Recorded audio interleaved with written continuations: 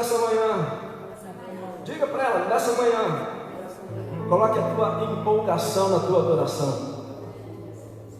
Não fica aqui pensando assim, não, adore Ele. Adore Ele com toda a força que tem em você. Quantos tem força aqui? Diga, eu tenho. Eu tenho. Então olha para a pessoa que está falando, a minha força vai te ajudar nessa manhã a adorarmos o nome do Senhor. Amém?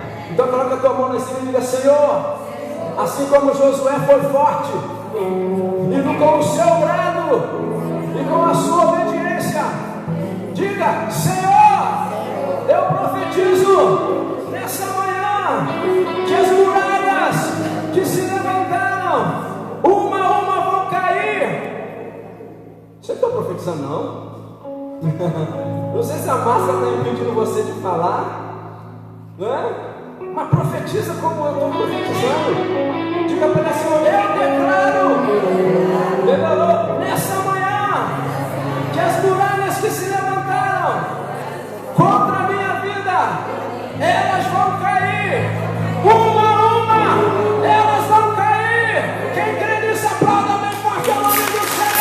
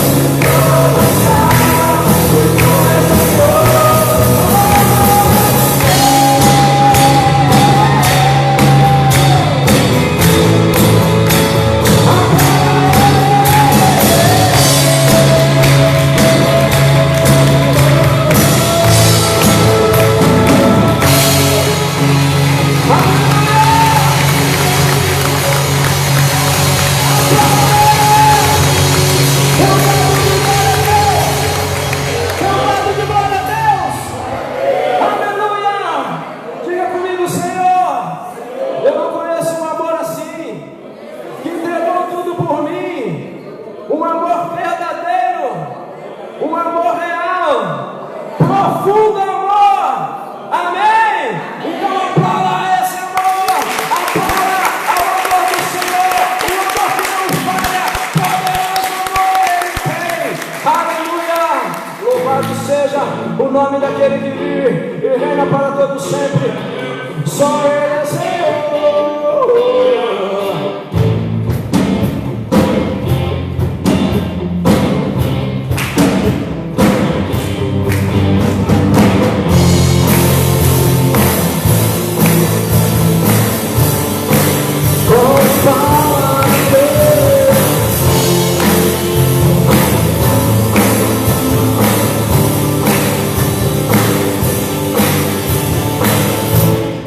Nada me separar.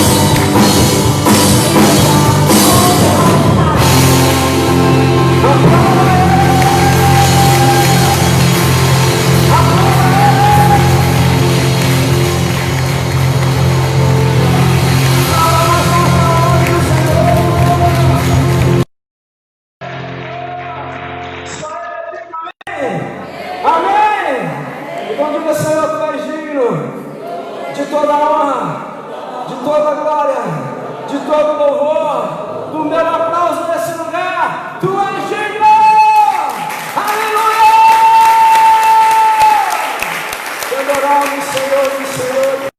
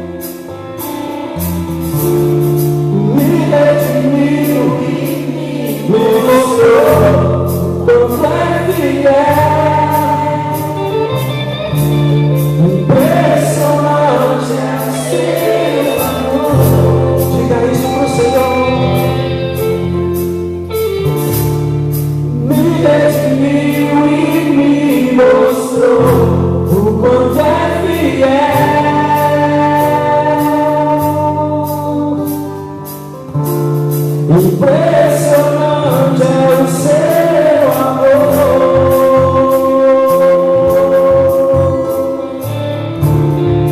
Me redimiu e me mostrou o quanto é fiel.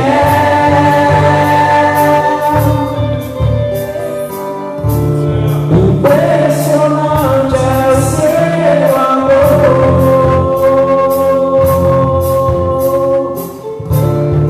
Me redimiu e me mostrou o quanto é fiel.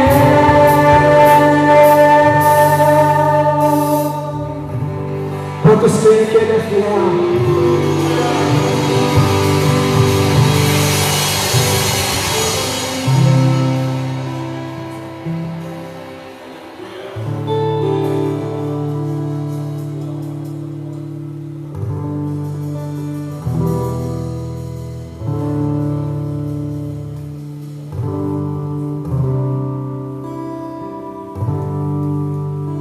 Te adoramos, Senhor.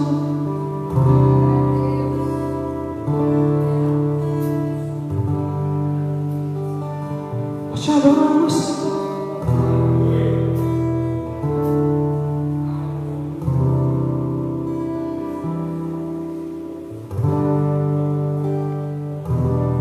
Te adoramos, Senhor. Tu és digno,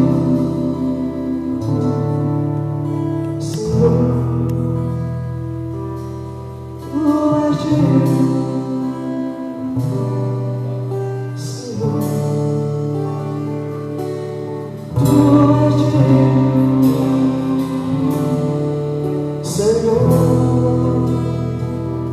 Tu és digno, Senhor. Tu és digno, Senhor.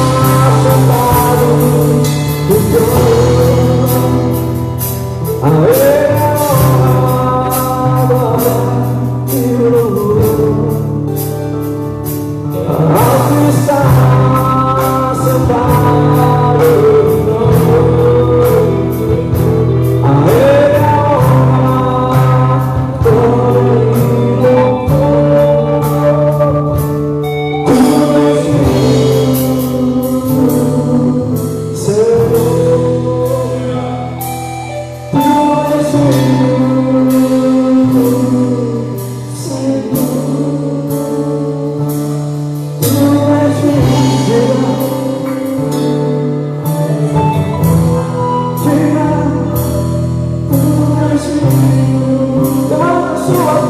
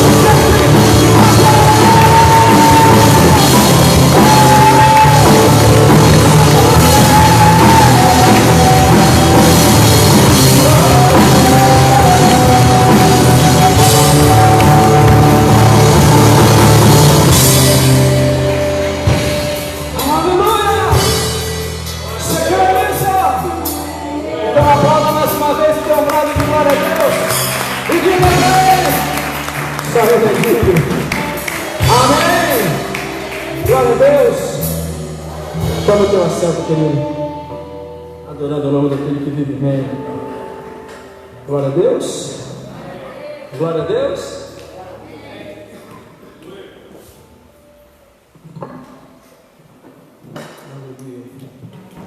Eu vou ficar aqui embaixo, pode não. O ministério não pode ficar aí mesmo, já está voltando. Pegue sua Bíblia comigo.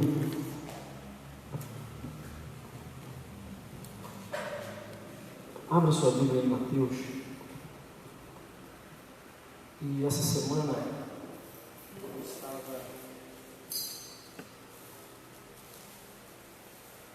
dando uma aula na nossa célula. Estava dando aula na célula. Quem estava participando da célula? Deixa eu ver, levanta sua mão. Quem estava? Vira para você que está na sala e fala assim: ô, você está perdendo.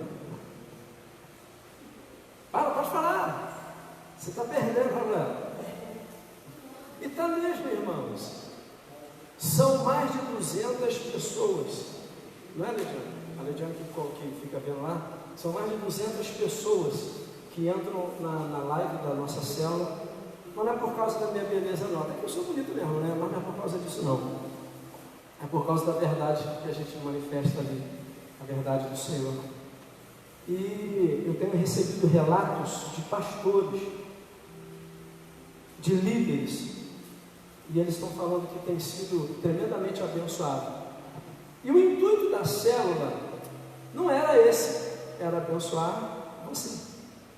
A gente tinha várias células, por causa da pandemia a gente foi diminuindo. Ficamos com uma célula. E nessa célula a gente começou a dar aula. Foi desde a primeira, não me lembro.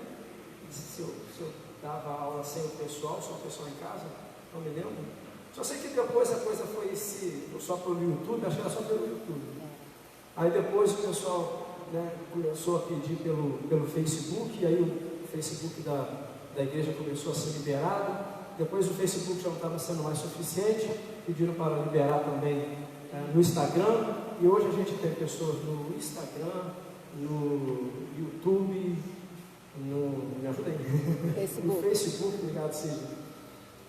De tantas e tantas pessoas que participam. Ontem mesmo tinha um senhor conversando comigo, um jovem senhor, na verdade, e ele estava assim: sabe, pastor, por que a sua live funciona? Porque o senhor então passou a entender, o senhor fala a verdade. E nesse tempo de pandemia, a gente está precisando muito ouvir a verdade. A gente está com muitos parâmetros irreais, e a gente tem olhado para esses parâmetros e a gente vê, caramba, está tudo errado. A gente vê líderes negligenciando o que o governo determina em relação à pandemia, em relação à aglomeração.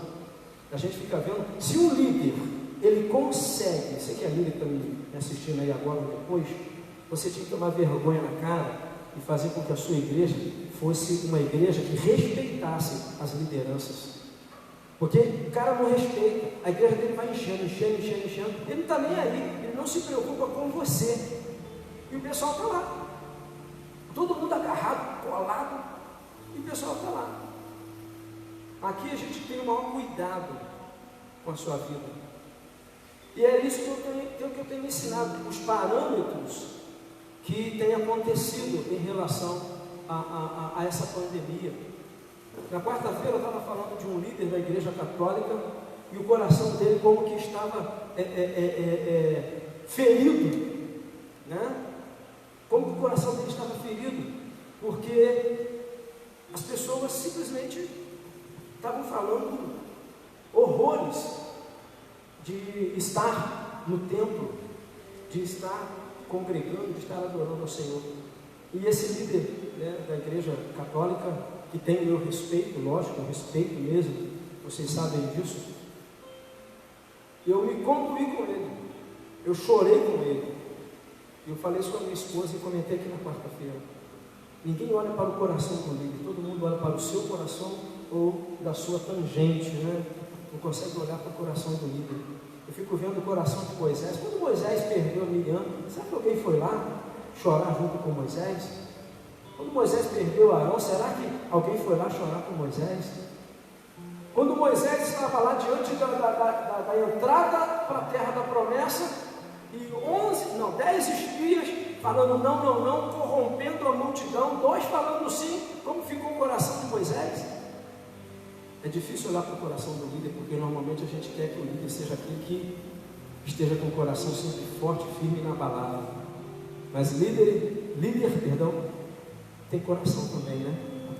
Como Jesus. Fica comigo aqui, gente, olha um pouquinho comigo, e não achou quem orasse com ele.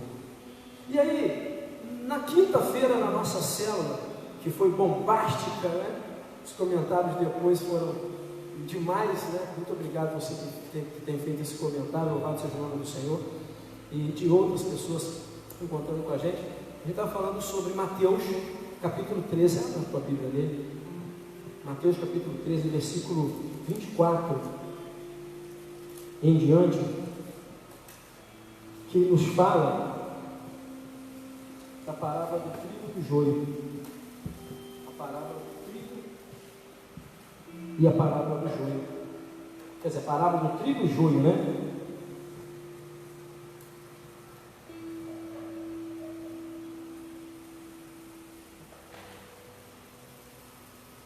Foi Lucas, isso não está dando certo, velho? Isso aqui não. E ali eu comecei a estudar sobre o joio. Eu estudei sobre o trigo. Quem é trigo aí, diga amém. Então você precisa estudar sobre você? Sim ou não? Não tanto, né? Você já se conhece, você sabe quem é você, você sabe as suas qualidades, os seus defeitos, você sabe como super-homem qual é a sua criptonita, é ou não é? Se o super-homem vê uma coisa verde lá, já fica afastado dela, porque ele sabe que ele é a sua fraqueza. A gente se conhece. Amém ou não? Então eu preciso conhecer o meu inimigo. Eu preciso conhecer aquele que vai tentar minar as minhas forças.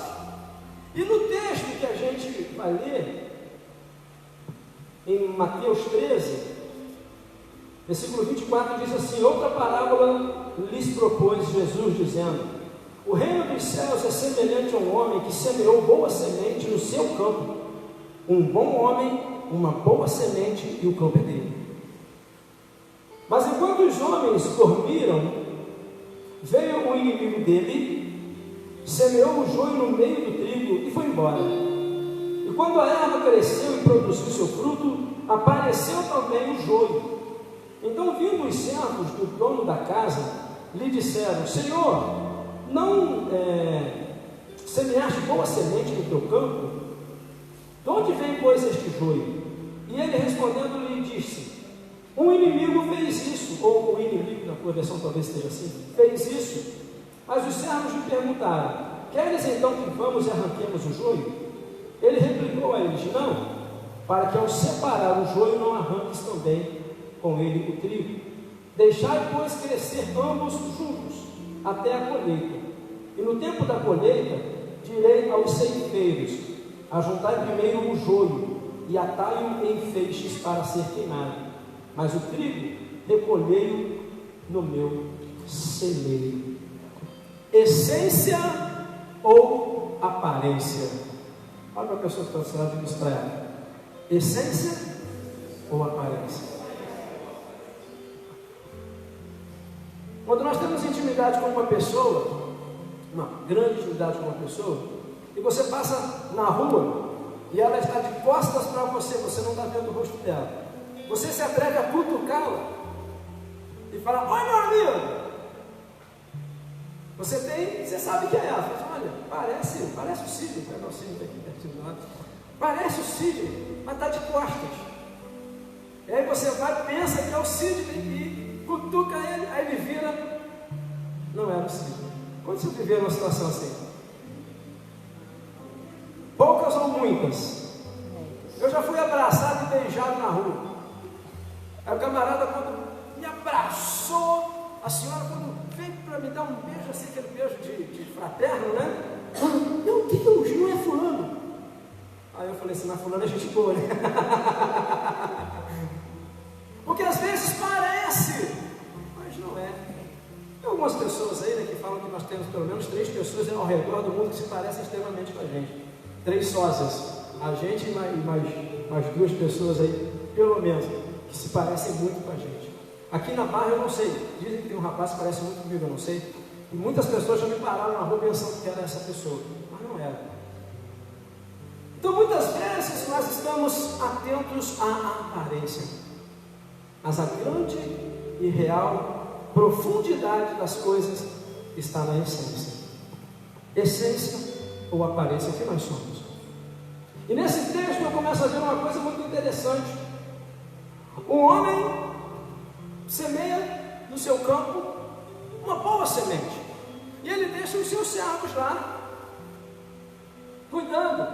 Aí chega um horário que vai todo mundo dormir. E é na hora que o pessoal está dormindo que o inimigo vai lá e joga o joio, lança o joio. E o tempo passa. Porque ninguém sabe o que está lá naquela plantação, né? Eu não penso que é trigo. E logo cresce, nasce, e quando frutifica, quando nasce, na verdade, a flor que vai gerar o fruto, eles começam a identificar. Porque a flor do trigo é diferente da flor do joio. O joio, apesar da flor, não vai produzir fruto, mas a sua inflorescência, ela é diferente da florescência do trigo. A espiga assim que nasce um pouquinho diferente. E ali eles identificaram: mas isso aqui não é trigo, isso aqui é joio. É o falso trigo em algumas culturas, é o falso trigo. E eles então vão até o seu senhor e falam com ele, falam assim: não, deixa lá. Porque apesar de ser diferente, tem muitas semelhanças, e vai acontecer de vocês arrancarem o trigo junto, eu não posso perder trigo. Na época certa, os meus ceifeiros irão lá e eles vão separar uma coisa da outra. Então, irmãos, a semente determina o fruto. A semente que foi lançada determinou que era trigo, determinou que era joio. Mas depois de algum tempo,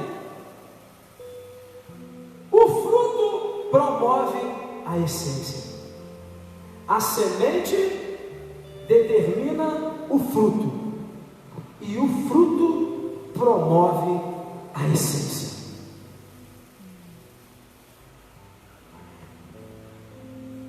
Essa parábola, ela é muito interessante, porque a morfologia do joio é igualzinha do trigo. E quantas vezes nós olhamos para o joio e pensamos que ele é trigo? Ou olhamos para o trigo e pensamos que ele é joio. Que coisa! A morfologia não muda tão dramaticamente assim, a ponto de gente não conhecer, não descobrir qual é a diferença. Mas quantos querem ser joio aqui? Diga amém. Quantos querem ser trigo? Diga glória a Deus. Aleluia. Nós queremos ser trigo, mas então, por que muitas vezes nos tornamos joio? Não, pastor, eu sou trigo. Tá bom, querido, eu também sou. Mas muitas vezes o joio cresce junto com a gente. E o joio que eu estou querendo falar nessa manhã não são pessoas que se aproximam de você, são situações, são circunstâncias. Muitas vezes a gente quer colocar o joio como uma outra pessoa. Não, aquele irmão aí, não confia nele, não, porque lá é joio, olha no meio do trigo. Não é isso. São as circunstâncias. Havia um bom campo, havia uma boa semente, mas foi jogada uma outra semente junto. Era um bom lugar, até que o joio chegou. Mas por que o joio chegou? Quem consegue identificar isso no texto? Porque o inimigo lançou. Por que o inimigo lançou o joio? Posso explicar aqui? Por quê?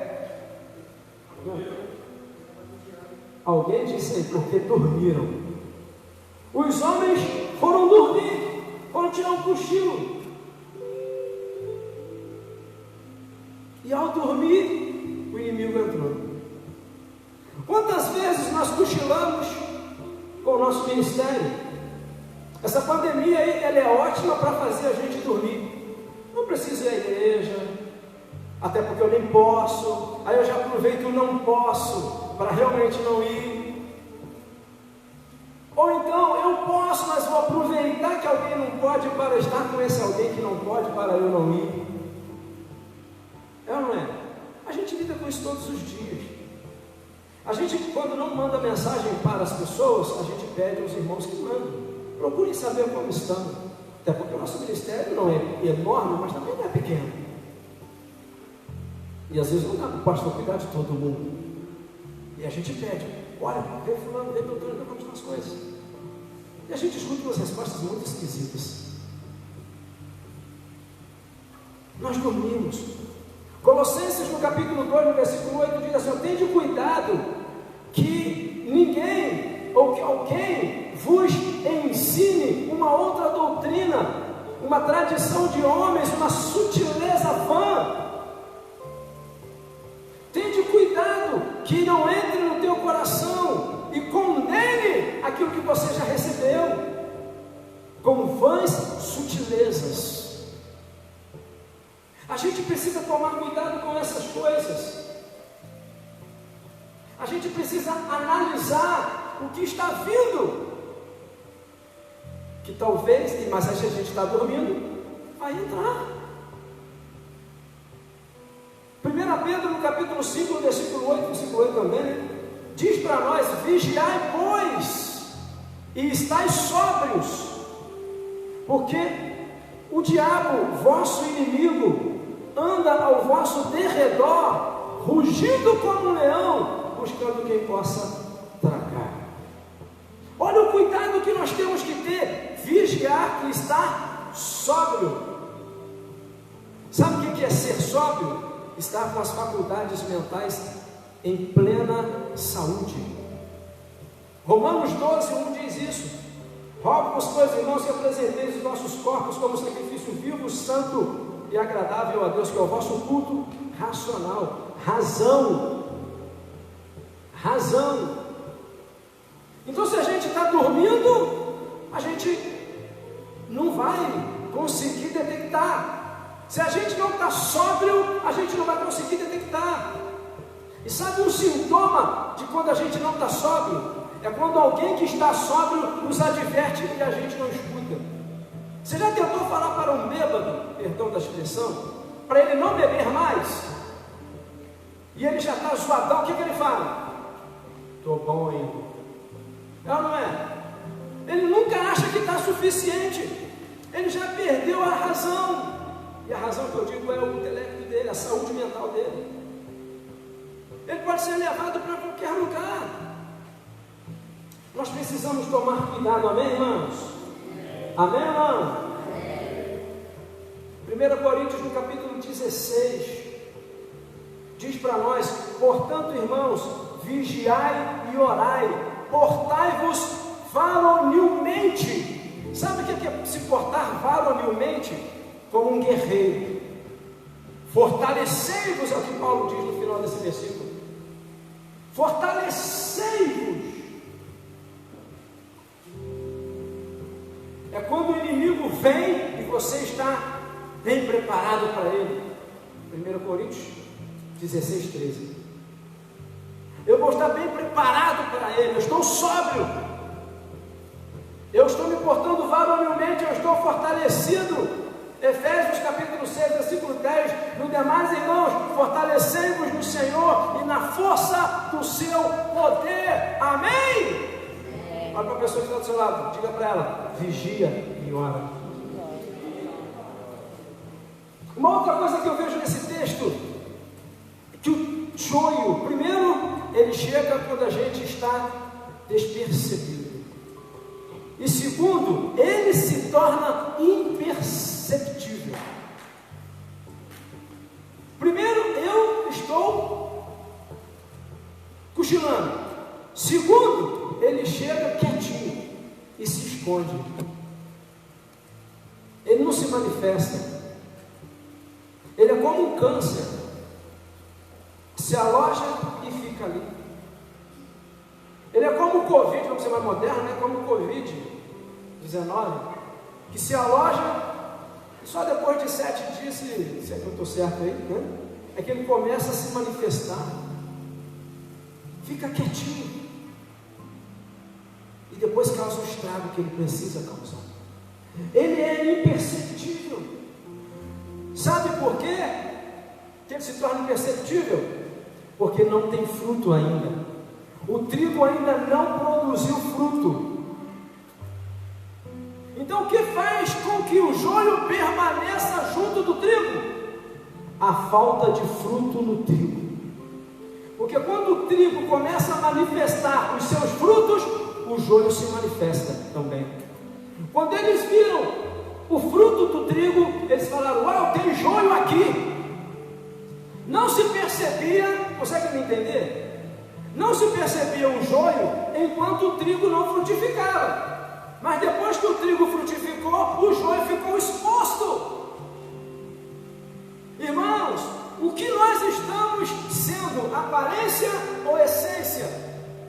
Porque quando somos aparência, nós não frutificamos, o joio não frutifica. O joio ele só gasta o tempo do segador, do agricultor. Ele só gasta o tempo, ele só toma daquela água, ele só ocupa espaço naquele campo, ele só atrapalha o trigo a se desenvolver mais, mas ele não frutifica. Então eu quero nessa manhã te alertar, como João no capítulo 15, no versículo 8, mais um versículo 8. Jesus diz assim, ó: que vocês possam dar muitos frutos, e assim sereis meus discípulos. O desejo do meu Pai é que vocês deem muito fruto, e assim sereis meus discípulos. Eu e você podemos nos tornar discípulos quando nós frutificamos. Amém ou não? Amém, Amém ou não? Amém. Nós nos tornamos discípulos de Jesus na nossa frutificação, essência e não aparência. Pedro tinha a aparência de Jesus. Quando uma mulher o questionou que ele era igual a Jesus, mas ele não tinha ali a essência de Jesus, porque ele negou Jesus, e foram 3 vezes que ele negou Jesus. Até então ele só tinha aparência, ele não tinha essência. Lucas no capítulo 6, no versículo 44 diz que pelo fruto eu conheço a árvore. Jesus sempre disse isso. Pelo fruto a gente conhece a árvore. Aquela ali é uma macieira, por quê? Porque ela está dando maçã. É uma jabuticabeira, por quê? Porque ela está dando melão. Claro que não. Então, ela não é uma jabuticabeira, ela é a árvore que dá melão, como é que chama? É isso aí. É pelo fruto que se conhece a árvore. Amém, irmãos? Amém. Então, nós precisamos frutificar. Fala para a pessoa que está do seu lado: você precisa frutificar. Fala para ela: eu e você precisamos frutificar. Não precisamos nos preocupar com o joio, precisamos nos preocupar de dar fruto. E aí muitas pessoas vão dizer assim: ah, mas eu não dou fruto, pastor, por quê? Porque a circunstância é ruim, a circunstância é difícil, pastor. Irmãos, eu escrevi uma frase aqui: o lugar não determina a essência, mas a essência se revela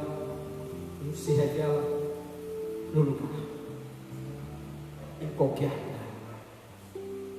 O lugar não determina a minha essência, mas a minha essência se revela em qualquer lugar. Vou te dar um exemplo bíblico. Gênesis no capítulo 3 e Mateus no capítulo 4. Em Gênesis no capítulo 3 eu tenho um homem que tem a aparência de Deus, porque lá no primeiro capítulo de Gênesis, no versículo 26, Deus o fez a sua imagem. Então ele tem a aparência de Deus. Eu já preguei várias vezes aqui. No versículo 27, o desejo de Deus é que ele fosse imagem e semelhança, né? Mas ele só se tornou imagem.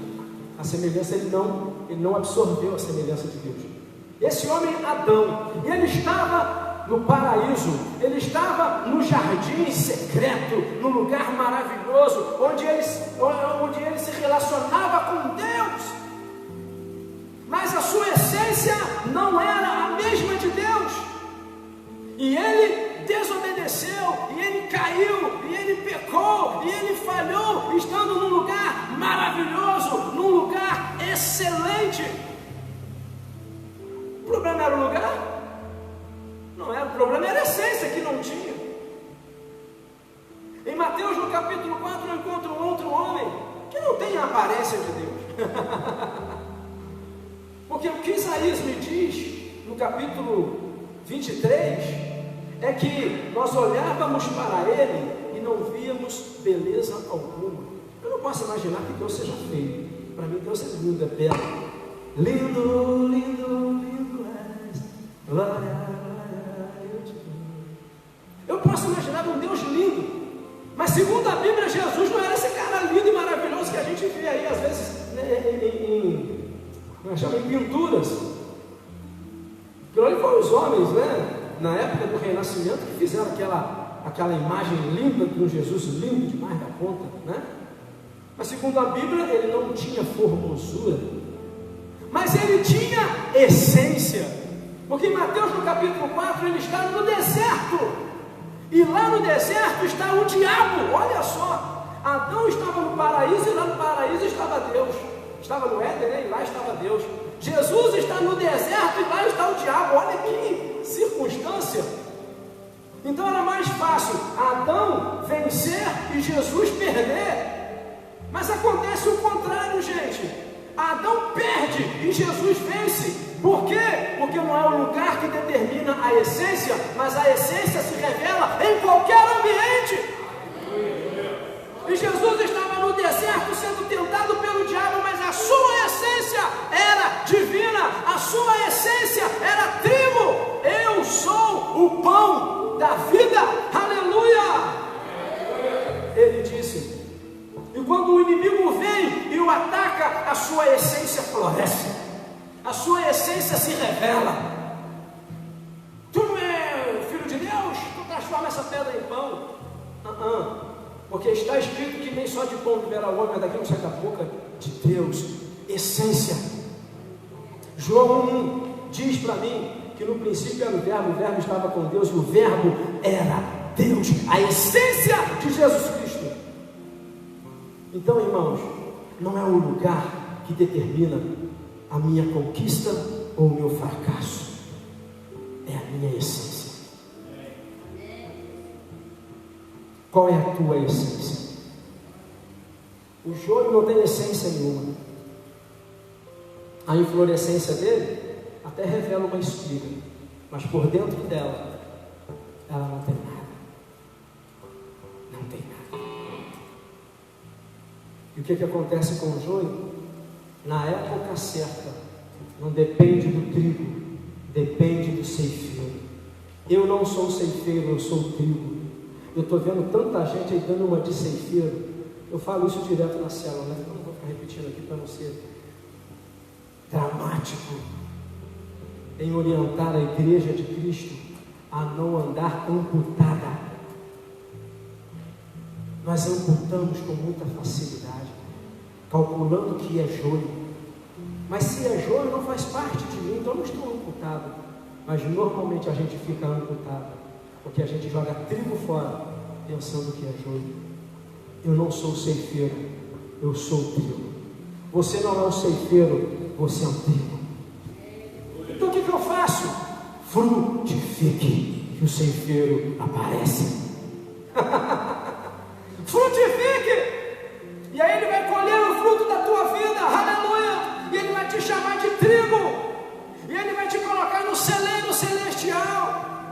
E como Jesus, você vai vencer as artimanhas, as tentativas do inimigo serão frustradas na tua vida, porque você tem essência. Amém ou não? Amém.